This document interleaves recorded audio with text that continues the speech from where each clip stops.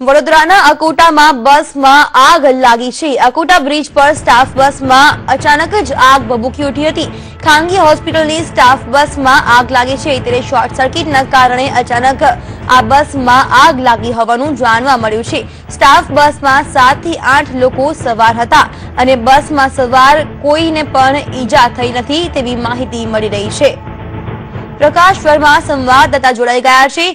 પ્રકાશ, જે રીતે વડોદરામાં અકોટા બ્રિજ પર એક સ્ટાફ બસમાં આગ લાગી હતી, આગનું કારણ શું છે અને કોઈ જાનહાનિના અહેવાલો છે કે કેમ?